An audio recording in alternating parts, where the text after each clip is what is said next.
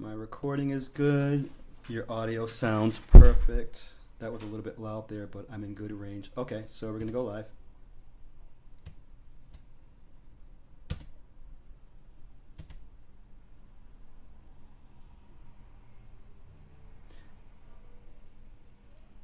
All right, everyone. Happy Monday. Happy Monday. Thank you so much for joining as we have folks trickle in.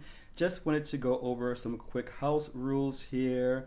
First and foremost, we will never be discussing anything that is going to be directly related to financial advice. We have a great guest here today in Heidi, and looking forward to learning more about her journey. But while we do have folks here, I just wanted to say some welcomes. We have Dom, Zachary. Thank you so much for coming in. More folks are trickling in here. Trisha, good to have you as always. So one of the things that we also want to kind of make sure here is that this is an open conversation. It's a safe space. If you have questions or anything of that nature, please, feel free to raise your hand, be a part of the conversation. But if it's probably a little bit too spicy or controversial for a family dinner, we'll avoid those topics here to keep the conversation flowing. But without further ado, it seems like it's been so long for us to make this happen. But welcome, Heidi. How are you? Thank you so much for having me. Yes, it has been a long time in the asking. So finally, we're here. Super excited. Finally, we are here. We are here for sure. So, before we get into it, let's just give folks a little kind of 30-second elevator pitch about who you are and your current role in the organization that you represent. Okay. Okay, 30 seconds. So you don't want me to do a professional journey so much, or Yeah, just quick and short. Then we're going to go back in time. okay, got it. Yes. I am Chief of Staff and SVP of Strategic Initiatives at the TIE. I think once we have, go further into discussion, you'll kind of see like why I'm here and why I'm loving my role so much. But and sort of the 30 seconds for the TIE. Technology company in information services for institutions in digital assets, and looking forward to sharing more about what we're doing and how we are involved in the space and overall growth of the industry. Love it. Quick and short and sweet. I like that a lot. So, can you tell us a little bit more about your overall professional journey? It's a very amazing career, and for anyone that hasn't had the time to go and check out Heidi's background, I highly recommend that you do so. But, how did you transition from finance and academia to the world of blockchain and digital assets? Yeah, thanks for that. I get that question a lot. People look at my LinkedIn profile and they're like, this makes no sense to me whatsoever.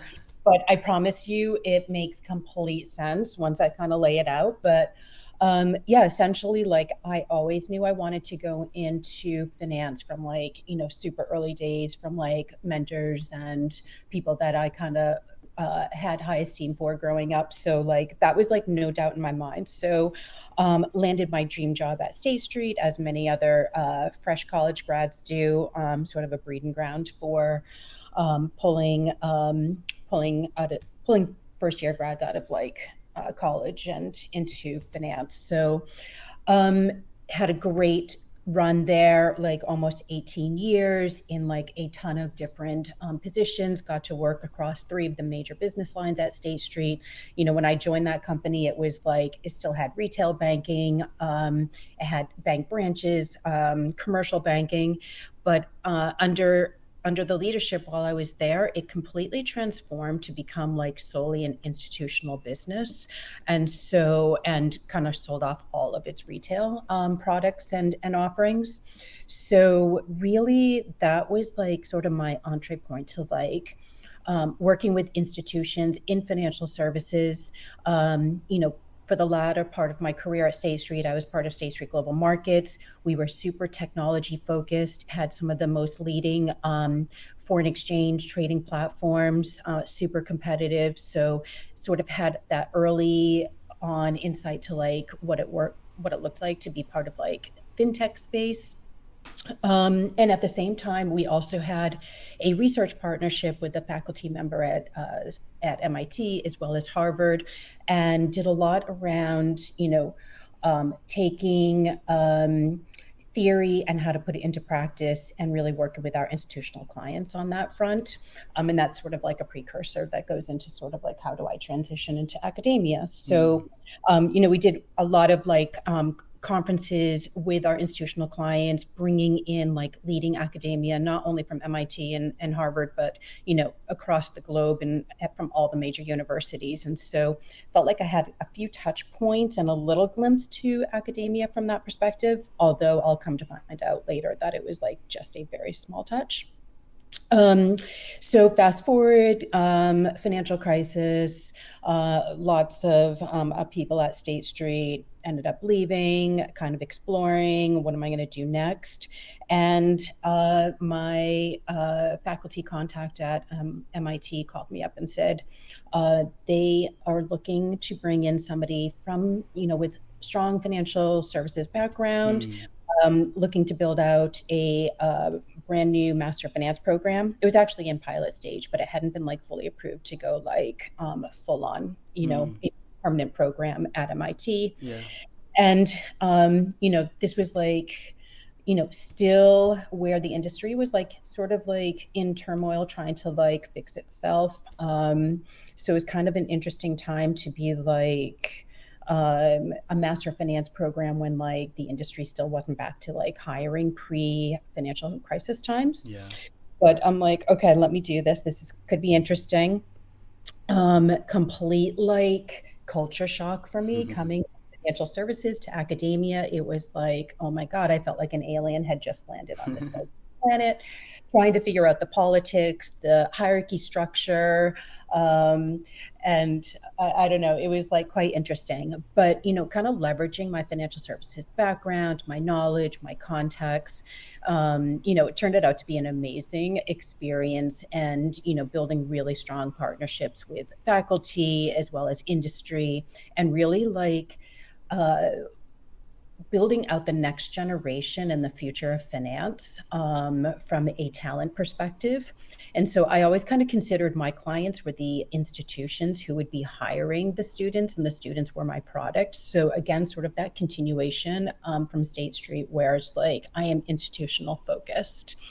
Amazing experience. Everything was great, build mode. It was like starting a whole new like business. After like, 8 years, it became a little bit operational feeling. Yeah. And I'm like, oh, it's not as fun when it's in operational mode. And then COVID hit. Now, COVID was not fun for anyone, but it was not fun working in academia when like I had students from all over the world, like couldn't come to campus, trying to like educate them,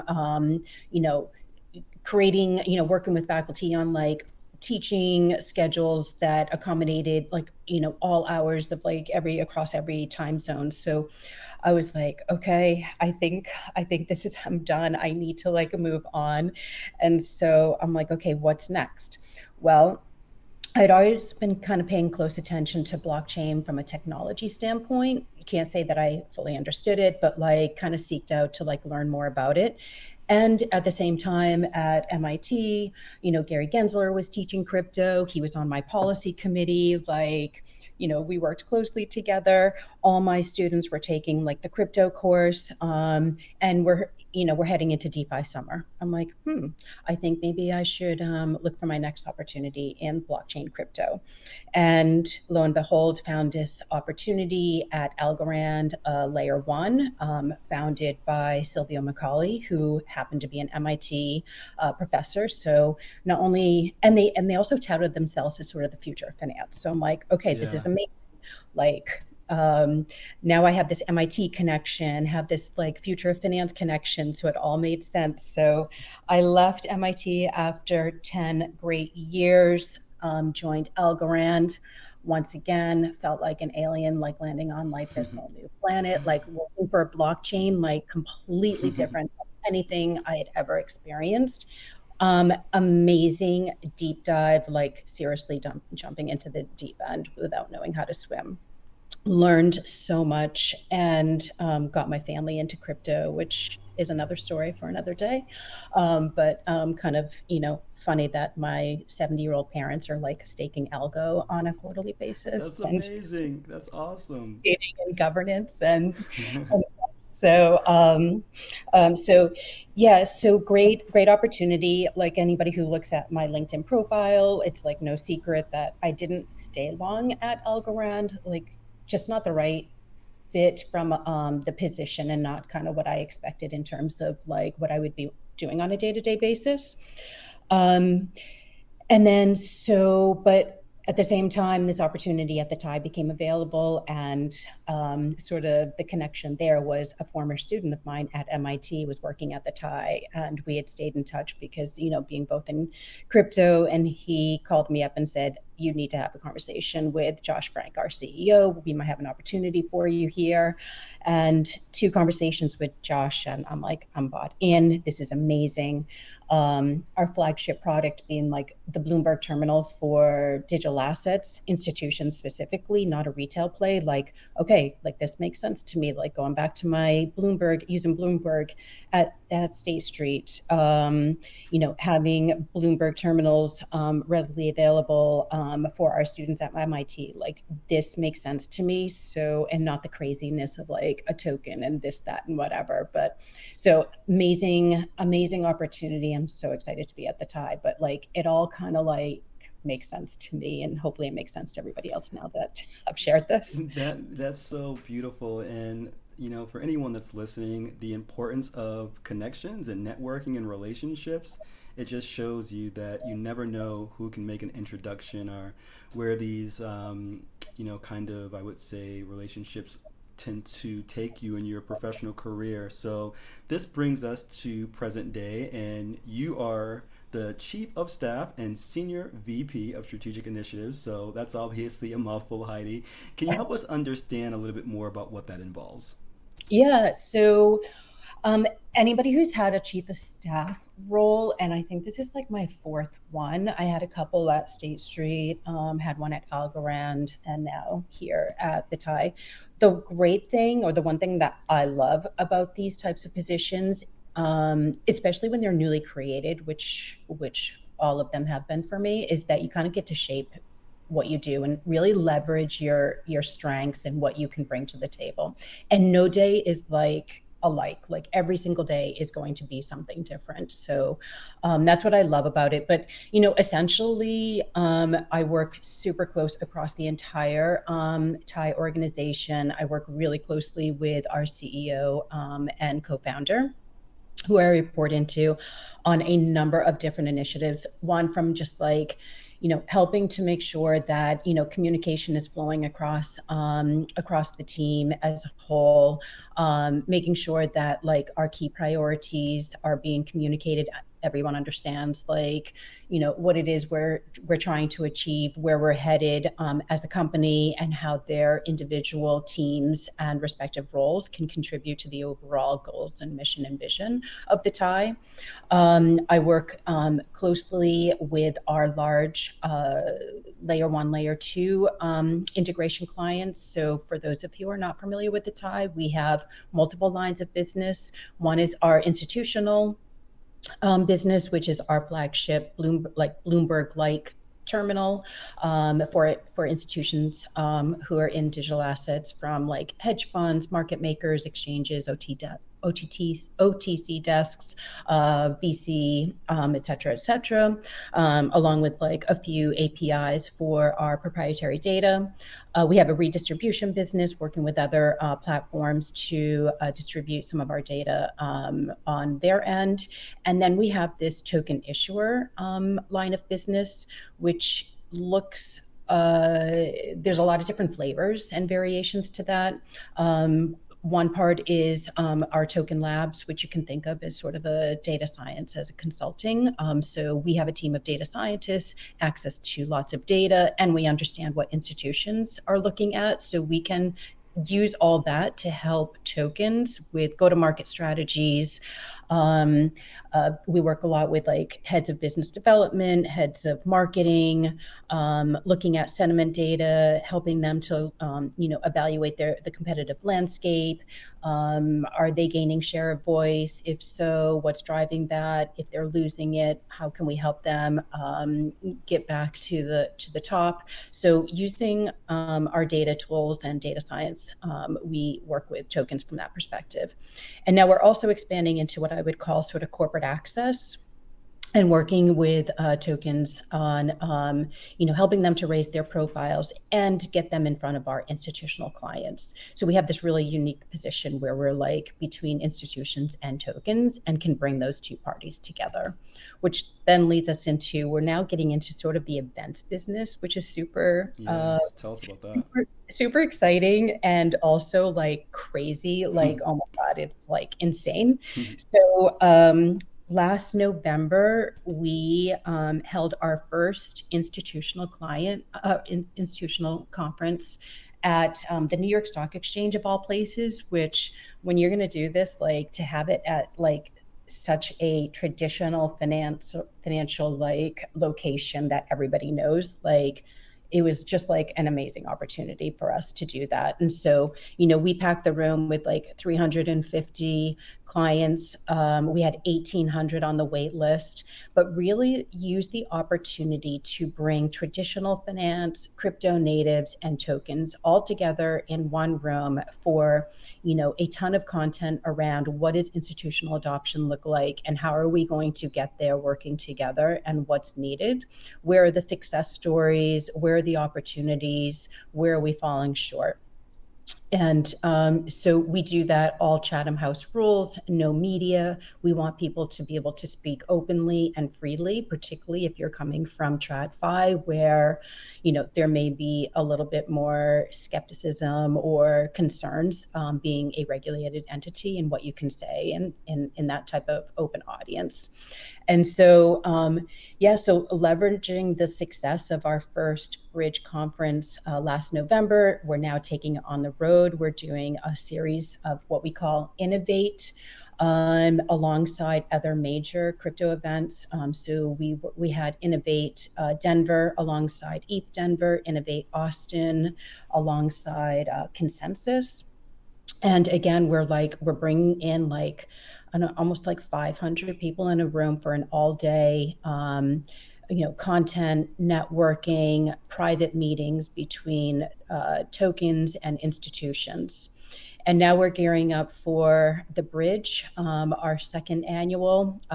We have outgrown the New York Stock Exchange, unfortunately, so we will be going to Brookfield Place in New York City, and we're going big. So over 70,000 square feet. We are expecting upwards of 1,200 clients and attendees to be convening for what is going to be a really, really interesting conversation because yes, our event will be on November 6th, which for those of you in the US know it's the day after the election. So it's going to be a really interesting day of conversation for sure. But we're super excited. We have a number of like featured speakers already confirmed, from Scaramucci to Caitlin Long to Michael Arrington, and like a ton others that we are in the process of confirming and will be announcing soon.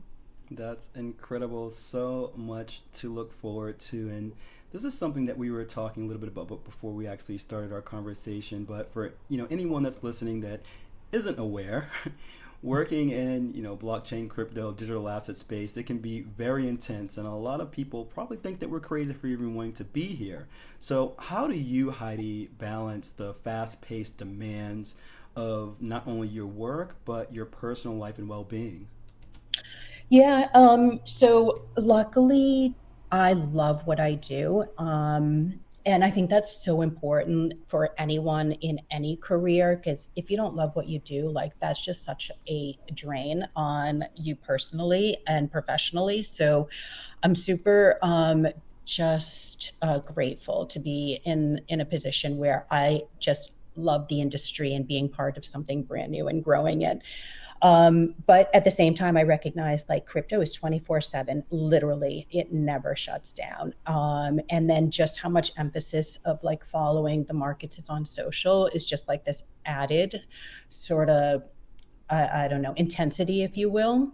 So for me, like as much as I love my job, I know that I need to like step away. And for me, exercise is like hugely important. Like even if it's just a walk around the block, like I have to get out and move. Like I cannot sit in front of the screen like 24/7, even though like maybe I'm going to miss something, but probably not. And then really just trying to on the weekends, if I'm going to like work all week as hard as I possibly can, like I have to step away a little bit, away from social on the weekend and sort of diverse. But luckily it's so exciting, this market to me personally, like, and I always want to learn, and there's so much to learn that like it doesn't feel like a burdensome to be in this position. Yeah, and I've met you, I've seen you at different events, and sometimes people that we meet in this space can sometimes feel aloof, but you've been able to meet and collaborate with so many big names in our space and achieve tremendous success in your own right. So, how do you continue to kind of remain accessible and stay humble at the same time? Um, yeah, I mean, for this is not about me whatsoever, and like I just like care. I care about my work professionally, whether it's at State Street or MIT and now in crypto. And I also recognize that nobody can go about doing this on their own. And particularly when we are like, in crypto and particularly from like a reinventing financial services, like it takes everyone to be a part of this. And it's such an exciting opportunity. But like you have to be accessible, you have to be out there. There's so much like people who don't understand it, who think that it's just like, all scammy, that like blockchain is just like a passing like, trend or fad or whatever. So like it's super important that like I'm out there not only, helping to share the success stories, but, building a really strong community going forward. And I'm all about institutional adoption. I know that TradFi is going to be coming into this space. I mean, they already are, but there's going to be more and more and more of it. And I think it's just so important to be like out there,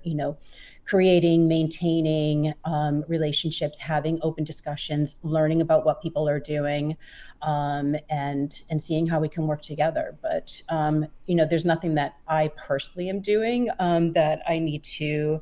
Uh, think that I'm like the driver in all this. I'm just like one person, but like certainly passionate enough that I want to like spread that passion with others. Indeed, so well said. Now, we often do find ourselves sometimes in a bit of an echo chamber, and you just kind of alluded to this a little bit, but how do you personally kind of avoid getting caught up in, these arguments and also maintain a healthy yet constructive dialogue about crypto, blockchain, digital assets? And is there anything in particular that you're using, Heidi, in terms of strategies to kind of combat the negative perceptions and misinformation about our space?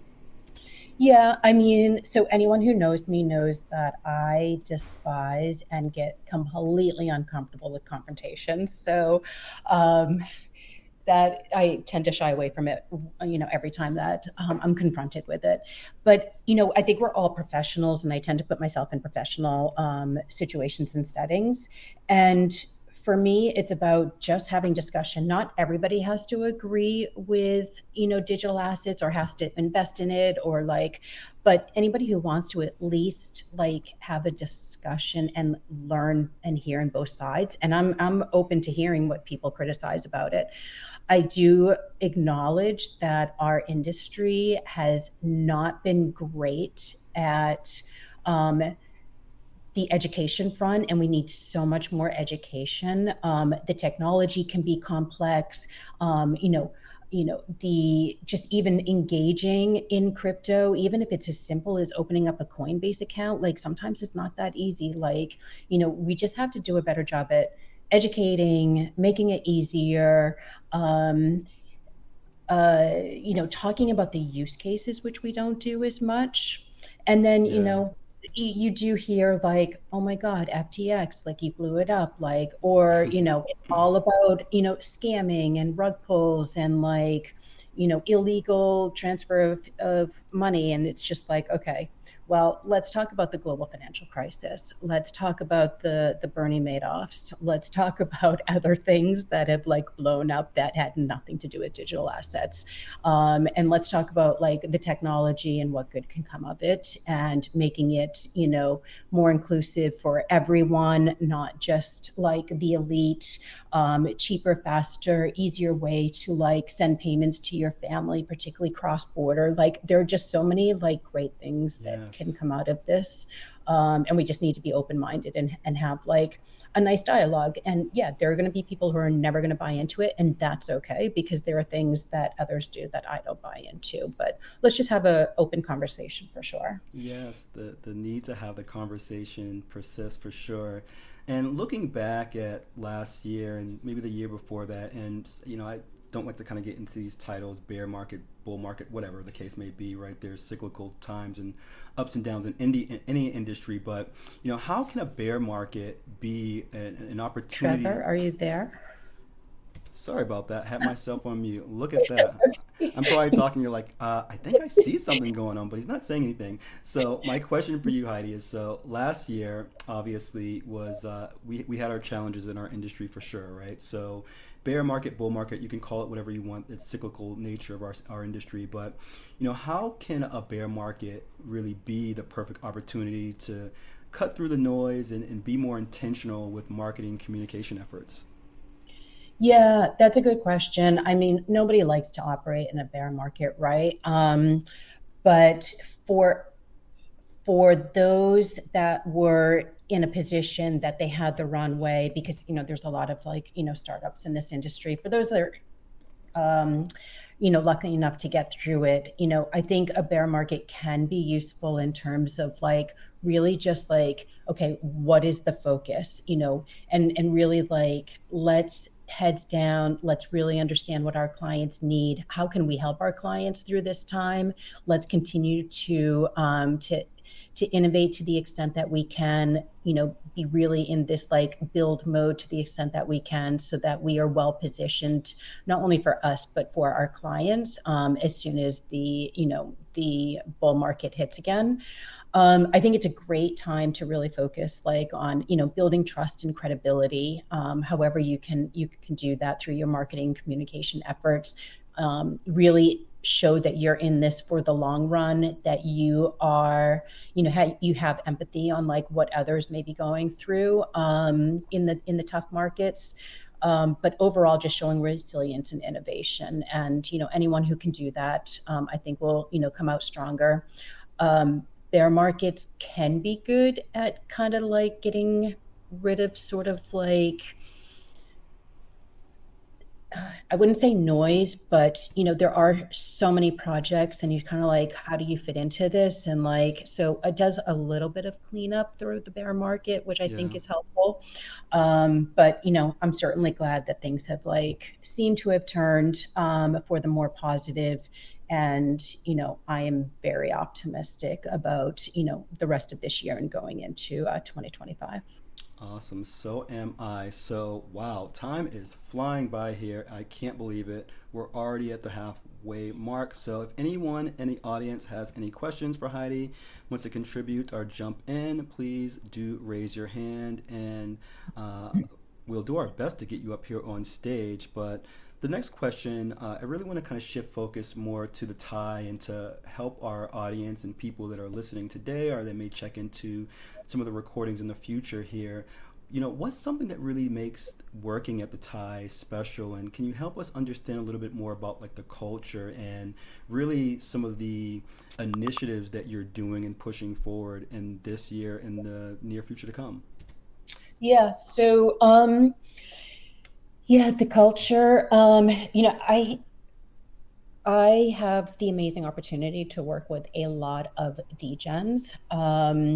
which for me is just so incredibly helpful, because they understand so much more of like the nuances of like crypto and DeFi and things, the narratives.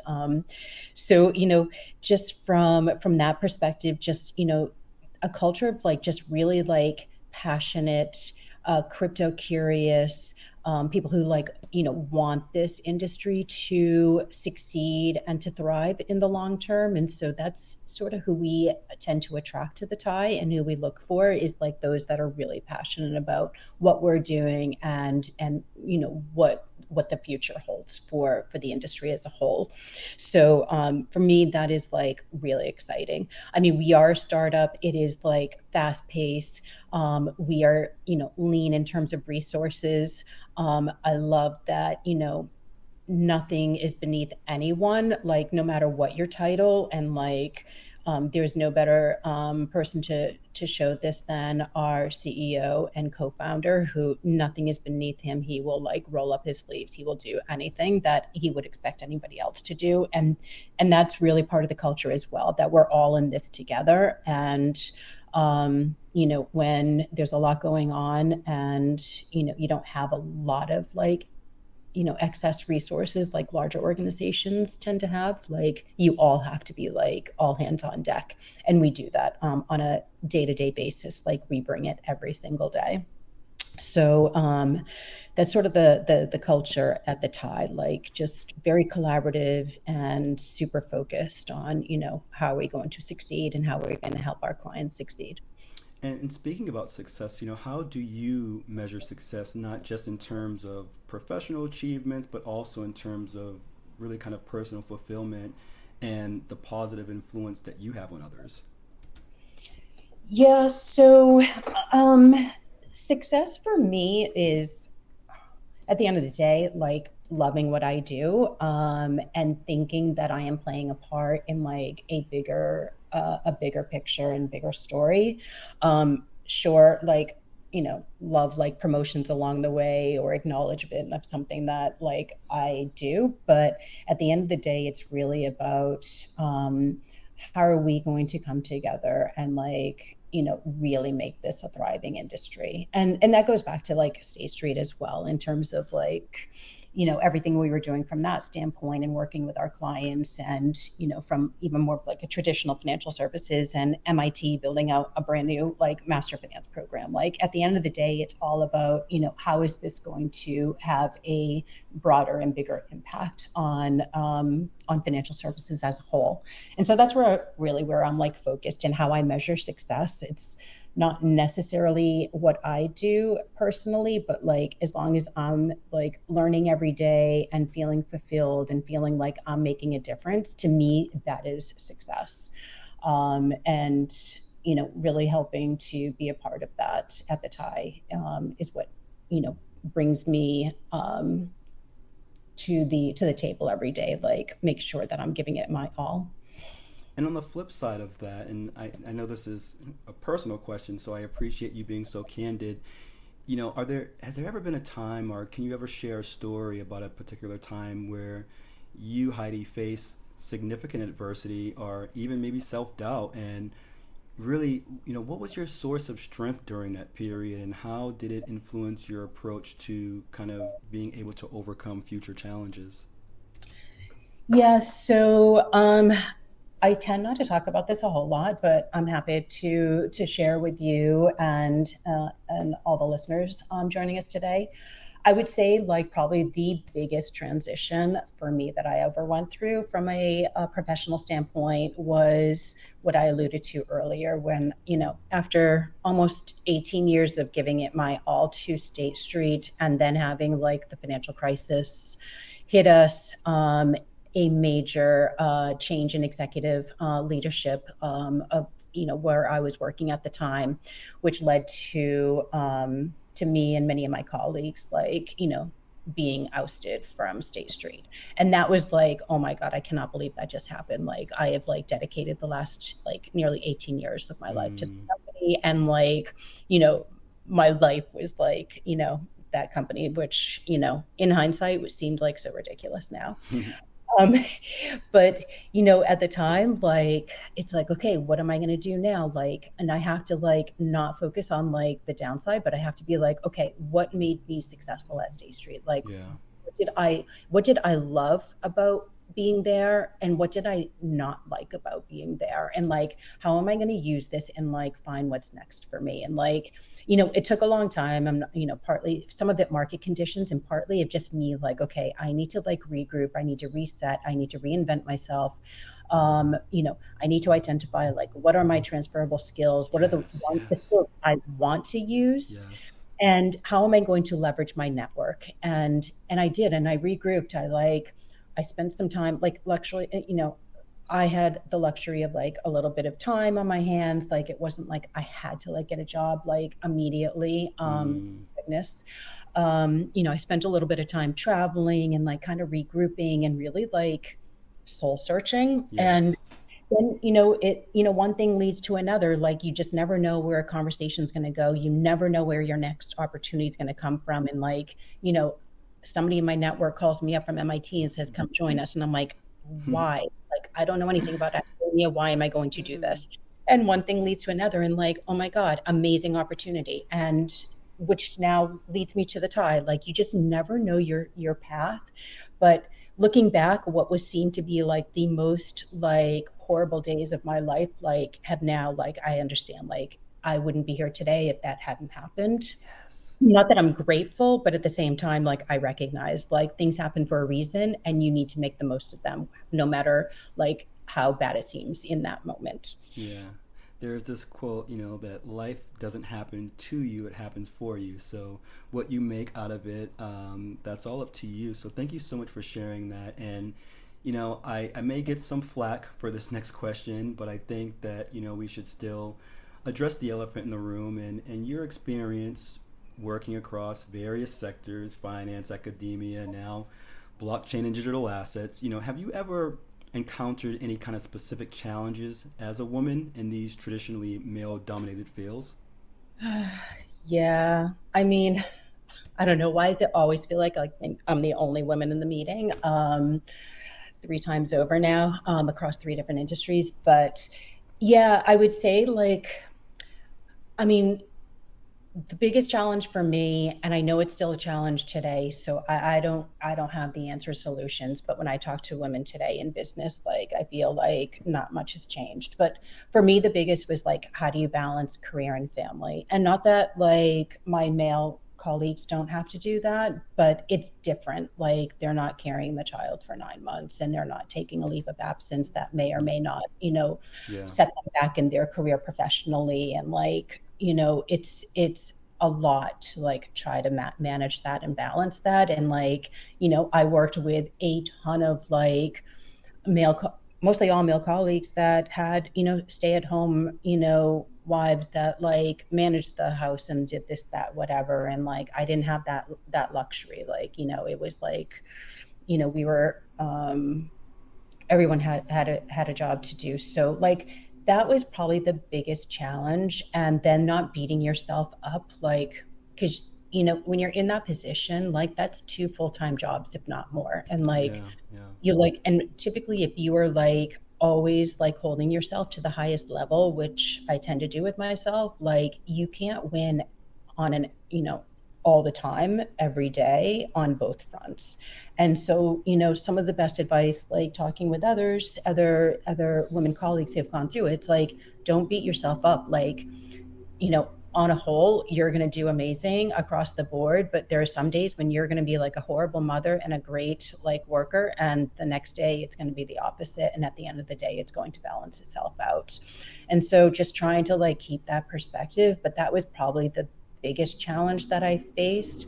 The second piece is like, some of this is me, some of this might be just sort of like a trait of like women in general, but like, not self-promoting enough, or at least equally as like, male colleagues. And so what has been a saving grace for me is like finding male champions, whether it was at State Street, I had lots of them, MIT, I had lots of them. And like if I'm going to be not sticking up for myself or self-promoting, at least I'll have those champions that will do it for me. And I think that's super important for like any woman in a male dominated industry, is like finding those that are going to like help you when you're not helping yourself.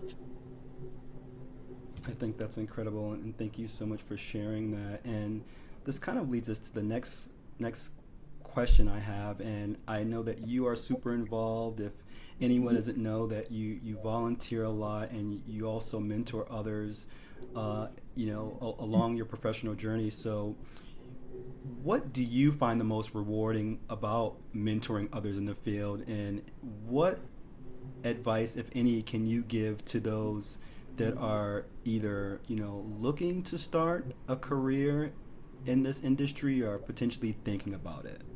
Yeah, so for me, I just think back like how lucky I have been to have role models growing up, access to mentors and champions that have helped me out so much professionally. And like for me, it is like all about giving back. Like I will, I don't even need to like have ever met you. I don't need to have common connections, meaning we went to, same university, or, maybe like our paths had crossed at State Street. Like anybody who reaches out to me for a networking call, I am like pretty open. Whether you are starting your career or maybe you are further in your career and looking to make a pivot or whatever, I'm always happy to get on the phone because it's so important to give back, for all of the times that people have like opened up the door to me. And so I really just, and if I can just have even just one positive impact on just one person, like to me that is like the most amazing. It just feels so good. So I think that's super important. We all need to do more of that and support each other from that perspective. Advice for those who are just starting their journey and thinking about crypto. I mean, I'm biased, obviously, but I'm like, come on, like, come join the fun. Like, how many people get the opportunity to be part of like building a brand Yes. new industry? Like that doesn't really happen. No. So like, what an amazing opportunity. And so, but it's not for everyone. So if you're starting out, I would say kind of like, just start to explore, like read some white papers, maybe open up a wallet, like talk to others, like attend meetups, like see if see if it piques your interest and what about it piques your interest. But I mean, also like anybody just starting out, like because we are so new, yeah, sure, there's like some OGs in the space, there's some experts, but like there's just so much going on. Like anyone can play a role, anyone can like really, like if you just have any little bit of passion for what we're doing, like you can come up to speed pretty quickly and you could have a really good career here. So I think some people are intimidated because it is a little like sometimes too techy, like we over compliment or over like make things overly complex with like the jargon and just like it's just so annoying sometimes, which is where we need like more education. But I would say, it is so much fun, but really like what an amazing opportunity to be part of something that I really think is going to be here in the long run. I share those sentiments as well. And speaking about things that we can collectively do, what do you think are some of the bigger hurdles? I know that you mentioned education and just familiarizing yourself with the technology, even if it's as simple as, just opening up a Coinbase account and just purchasing $1 worth of crypto. But what are some of the other kind of bigger hurdles or opportunities for mass adoption in our industry that you can think about? Yeah, I mean, again, like I'm kind of repeating myself, but it is the education.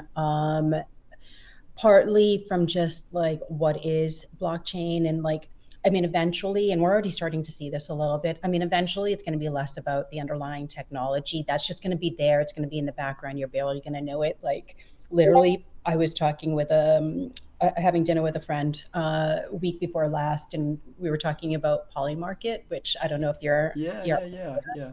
but which is like so fun and like, oh my God, I'm like every day.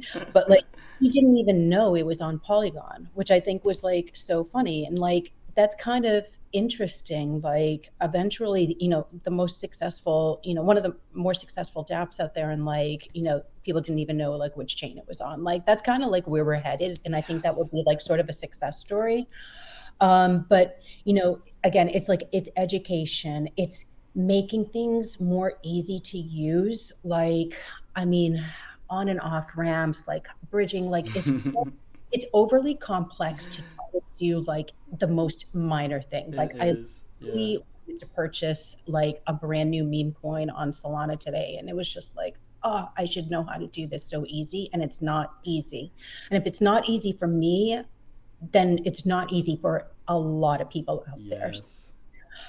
We need to continue to talk about the actual use cases, particularly with regulators and politicians, because at the end of the day, we do need what I would say like responsible or sensible regulation. That is what's lacking, particularly here in the US, and prohibiting like future institutional adoption. Um, I think we will get there. I hope we will get there. When I don't know, but like regulation definitely is a hurdle for sure. And predominantly in the U.S. I think other parts of the world are definitely further ahead of us. Yeah. For me, and being someone that's been able to be in the industry and meet people like you and others, especially with the work that the Boston Blockchain Association is doing. Sometimes and I understand that politicians need to be political, but sometimes I hear these accusations and I take it somewhat personal, and I know that I shouldn't. Has that ever been an experience for you? And then, and additionally to that, we do have Ryan here, who has a question. So I'll bring him up after you want to speak on that. In terms of, sorry, the question was, do I take it personal that regulators are against crypto Or or politicians, like, how do you politicians? kind of keep it so that you're not taking it personally? Because I know all the amazing things that you're doing and your organization and so many others. How do you not kind of stay emotional about it? Yeah, I mean, uh, it's hard. It's hard not to get like completely like caught up in like particularly the politicians. And there's one in Mm-hmm. particular here in Massachusetts. I won't mention names. It's just like so ridiculous. It is. It does make me like very frustrated. Yeah. But I tend to look at where the politicians that are like on the more pro or at least open to having conversations and bringing people to the table. And unfortunately, right now, I feel like in the U.S. we are a little bit divided in terms of between the Democrats and the Republicans, and in terms of crypto. And it shouldn't be that way. I mean, really, it should be like bipartisan. Like everybody should be working together for like what does this look like in the future? How do we make it? How do we put in the right regulations, not for the pure sake of regulating, but for protection and having the right policies in place so that we can operate with trust going forward, and allowing traditional finance to play in this space without fear that they're going to do something wrong and then get penalized. So I don't know. It's hard not to get upset with those that like don't even want to engage in conversation and literally Mm-hmm. say that it's all a Ponzi scheme or like way to like transfer illicit funds, because that's just like a tiny narrative that's like so ridiculous. Like Yeah. if you want to have a conversation, let's have a constructive conversation. And if we don't change your mind, then shame on us for not like communicating the right use cases. But just to like shut it down with no discussion seems very unfair and like kind of ridiculous. Indeed, it does. Thank you for that, Heidi. So, Ryan has a question for us, and if there's anyone else, time is running out, folks. So, this is your incredible opportunity to chime in. But, Ryan, welcome. How's it going?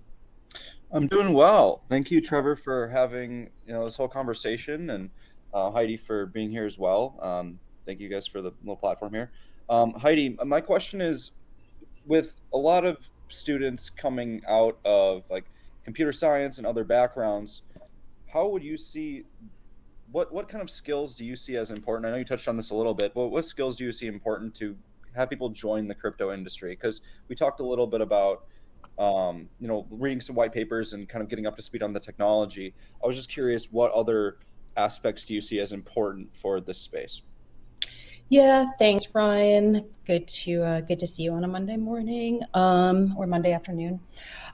So yeah, I mean, you and I have had this conversation a number of times, particularly with our shared volunteer work with the Boston Blockchain Association and trying to bring together and engage students across our universities here in Boston into this space.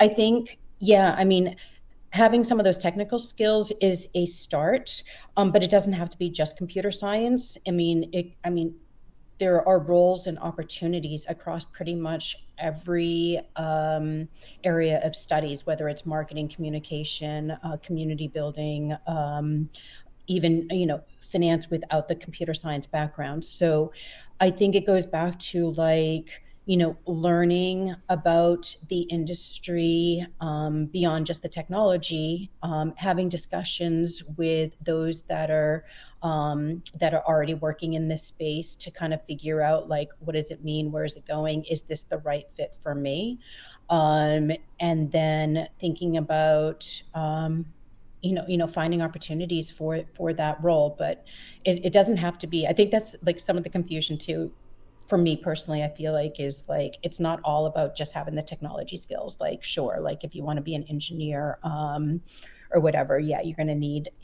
that background, but there's so many more opportunities. Like again, this is like a brand new industry. We need like everything from communication to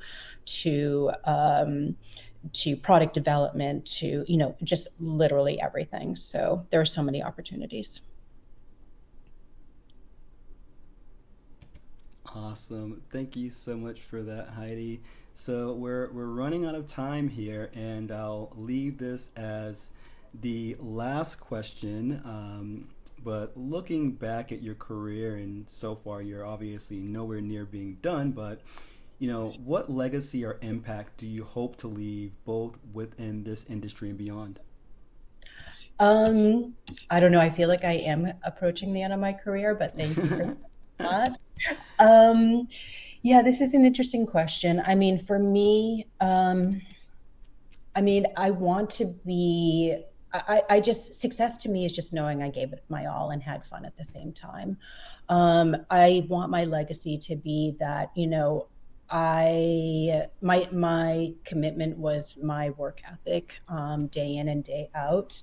Um, you know, I have a son and daughter who are in one's in finance, one is in I guess what would you say, like well, military, post-military, and totally different like career paths, but they're so passionate and dedicated to their careers. And like I hope that that was my influence on them being dedicated up to this point and going forward on just bringing it every day and being so passionate about the work that I do. um I mean, if I had a local legacy dream, I think, I'm really passionate in trying to build out, be a part of building out the Boston institutional scene. I think there's like a huge opportunity just given like, we have some of the world's largest asset managers, the best universities. Like, I think Boston has a huge opportunity to be part of the digital assets going forward. And so, volunteering with the Boston Blockchain Association, partner up with the TAB Forum for like Boston Institutional Digital Assets Forum, which takes place in December, and just really being part of like creating this vibrant community. Like, I would love for somebody to be like, yeah, like, when it's a huge success, like, later on being, like, yeah, Heidi was a part of this and like, thank you to her. So I don't know. That's kind of corny. So sorry for that answer, but like, It's that's kind not of how I think about it. it's not corny at all, and you're doing it. You're leading by example. So thank you for all that you do, Heidi. And We have one more question it looks like we have the time for. So, Werner, you're here. Let's make it a great one. And I'm going to give you about a minute or two before I let the last bit of this session go to Heidi talking about anything else that she's working on or just how to get in touch. So, Werner, thank you for joining. What's your question? Perfect. Thanks so much, Trevor and Heidi. Love the conversation. So the question is more around the education around crypto, and I think especially with the view on mass adoption. Now, we've seen so many strides being made in other emerging technologies when it comes to communicating the message in a simplified way to create mass adoption. I think there's a lot of people still pushing against a lot of that, but I think, Heidi, maybe just from your experience, what have you seen work well, where you've been exposed to, where it's really made you sit up and say, wow, they really have a great way to communicate the mission, the message in a way that articulates so well that it really anybody can understand it very well. So just like to get your thoughts and views on that, please. Yeah, that's a great question. Gosh, I feel like I'm a little bit put on the spot now, thinking of like the best example. I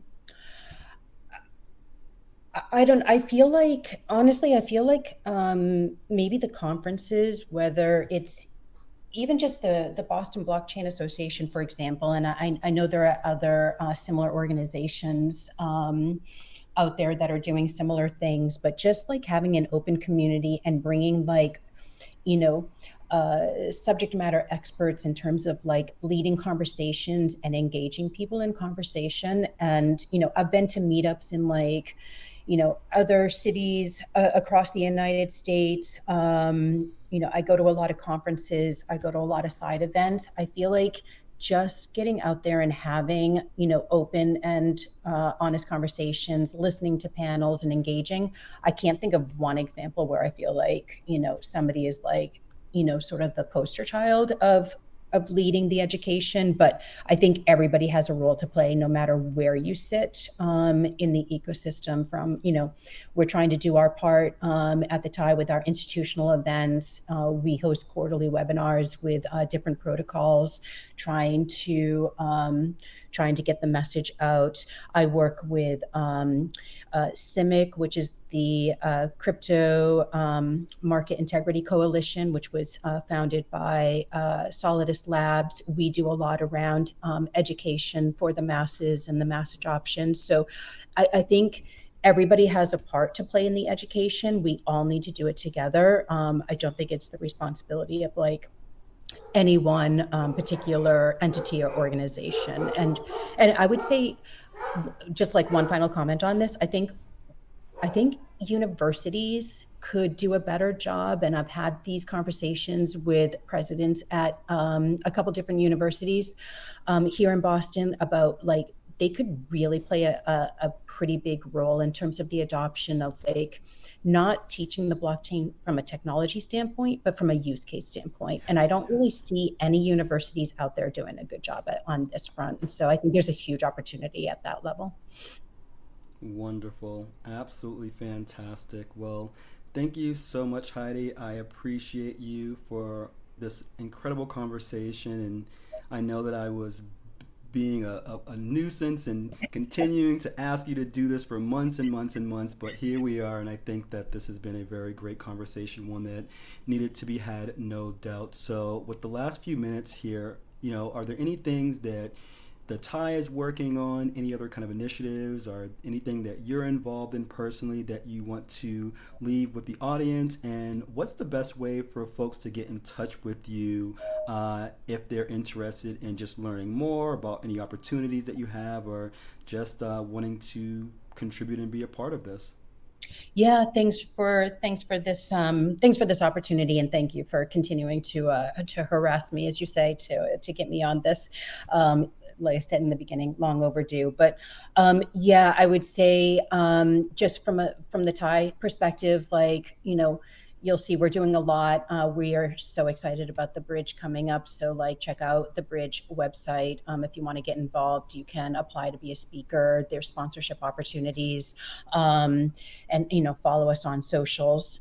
In terms of the Boston Blockchain Association, for anybody who's like local to the Boston area, like encourage you to get involved, attend our events. Amazing group of like super passionate people that are part of that organization. Couldn't speak more highly. Also, I'd love to just one more plug for CIMIC, the Crypto Market Integrity Coalition. I am, full disclosure, heading up the membership committee. So if you want to learn more about how to get involved, and if your organization cares and is passionate about integrity of crypto markets, like please feel free to reach out to me. In terms of connecting, I am on LinkedIn all day long. You can invite to link in with me, send me a message. I will always respond. And so that would be, definitely the best way. And I look forward to connecting with many of our listeners today. And here we are. Time is up, folks. Thank you all for joining and starting your week off here. Maybe not starting your week off, but at least taking the time to join us when there are a million other things that you can be doing. And I really, really appreciate it. Thank you so much again, Heidi. Thank you for all the guests: Trisha, Warner, Zachary, Patrick, Sergio, Srini, Alexander, Salma, Jane, Tin, Eric, Promise, Jeffrey, Julian, Ramelia, Dom, Awesome, and there's some other names. I can't see you all here. I know that you're here. And Ryan, thank you for joining and having a great conversation here. And look forward to seeing you all in the future here locally in Boston. And without further ado, folks, thank you and look forward to joining us again soon. Take care. Bye.